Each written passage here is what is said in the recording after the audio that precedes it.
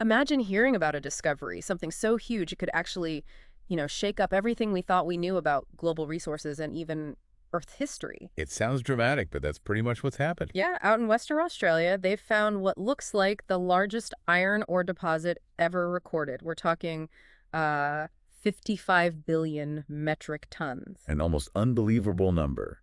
And the estimated value is around $5.7 trillion USD. Right, $5.7 trillion. And look, this isn't just some headline number. It points to something deeper about our planet's resources. It's all detailed in a study in PNAS, a pretty major scientific journal. Exactly. And for anyone trying to stay well-informed, trying to understand the big picture, global economics, resource management, even geology well, it's crucial. It really is. We're not just discussing a new mine opening up somewhere.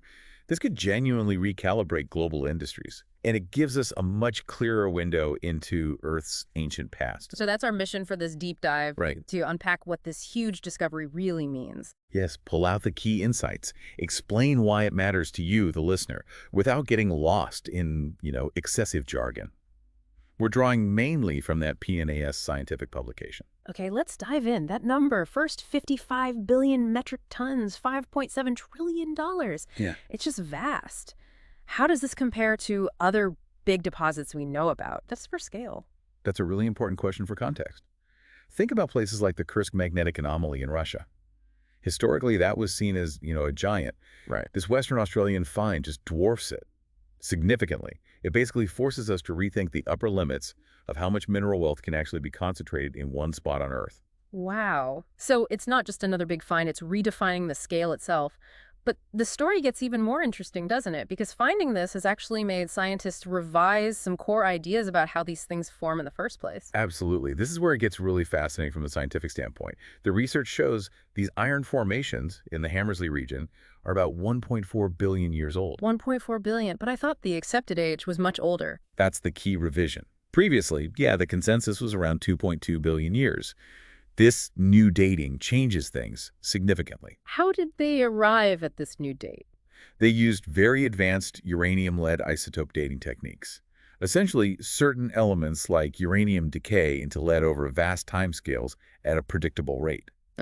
By measuring the precise ratio of these isotopes in minerals within the rock, you can calculate its age with, remarkable accuracy for these kinds of timescales. Okay.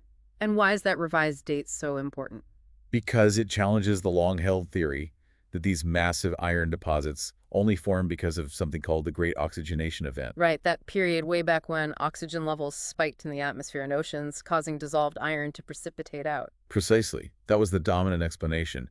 But if these formations are only 1.4 billion years old, that's much, much later than the main phase of the Great Oxygenation Event. So it means massive iron deposits could form under different conditions, or later than we thought. Exactly. It suggests the window for forming these giant ore bodies was perhaps much wider, extending over longer periods and under, let's say, broader range of Earth conditions than we previously assumed. It kind of opens the door to looking for similar deposits in rocks of different ages. And there's another layer, too, involving ancient continents. I remember reading something about a supercontinent connection. Yes, that's another major insight from this study. They found a strong link between when this huge deposit formed and the cycles of ancient supercontinents assembling and breaking apart. Supercontinent cycles. Like Pangea, but much older ones. Exactly. These vast slow-motion dances of continents over hundreds of millions of years. One of the co-authors put it nicely, saying something like, the discovery of a link between these giant iron ore deposits and changes in supercontinent cycles improves our understanding of ancient geological processes. So how does a continent moving trigger iron formation? Well, it's likely a combination of factors driven by these massive tectonic shifts. Things like changes in sea level, altered ocean currents concentrating iron, maybe increased volcanic or hydrothermal activity along new plate boundaries releasing iron, or even just creating the right kind of basin environments for iron-rich sediments to accumulate over millions of years. I see. Understanding this connection is huge, not just for geologists studying Earth's past, but also practically for the mining industry. It suggests these deposits aren't random. They're tied to these enormous dynamic Earth cycles. It gives us new clues about where else to look. That is fascinating, linking something so slow and massive, like continents drifting, to something so economically potent today. Okay, let's shift focus a bit outwards. What does a find like this mean for the global mining industry, for the economy? Well, the implications are pretty far-reaching. Look, Australia is already the world's biggest iron ore exporter. Hmm. This discovery just cements that position, maybe for decades to come. Right. With a value estimated in the trillions, you can bet it's going to influence global steel production, impact supply chains, which we know could be fragile, and potentially reshape aspects of international trade deals. Especially with demand from places like China and India expected to stay strong or even grow. Absolutely. Those emerging economies have a huge appetite for steel, which means iron ore. And this find represents a massive high-quality source. You mentioned high quality. Is the ore itself particularly good? Yes, that's another key factor.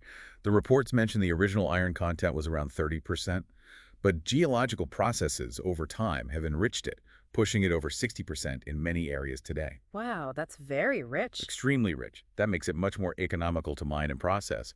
So we're likely to see huge investments in infrastructure, new rail lines, bigger port facilities, just to handle the sheer volume. Of course, extracting something on this scale must raise environmental questions too. Definitely.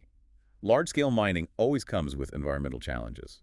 Impacts on local ecosystems, water resources, dust, waste rock disposal. These are serious concerns that need careful management and, ideally, sustainable approaches right from the start. And there's still some uncertainty about exactly how it got so enriched, right? I think one of the researchers mentioned that. That's right. Associate Professor Martin Danisic highlighted that the precise timeline and mechanisms of that enrichment process from 30% to over 60% iron aren't fully clear yet. Understanding that better is actually important for optimizing how the ore is extracted efficiently. Okay, so looking ahead then, how does a discovery like this change the game for future exploration, for geological research? Well, it's likely to really energize research and exploration globally. This link they found between supercontinent cycles and massive mineral deposits. That provides a whole new framework, a new way of thinking about where to find other giant ore bodies. So geologists might start looking at regions with similar ancient continental histories. Exactly. Regions that maybe went through similar tectonic phases around that 1.4 billion year mark, or other key times linked to supercontinent activity. You'll probably see mining companies and government surveys adjusting their exploration targets based on this new model. And the techniques used in the study itself, the dating methods. Those advanced isotope dating and chemical analysis techniques will become even more central. They allow us to track how minerals form and evolve over these immense geological timescales. It's like having a much sharper lens to peer into Earth's deep past. It sounds like it could lead to more targeted, maybe even more efficient exploration. That's the hope.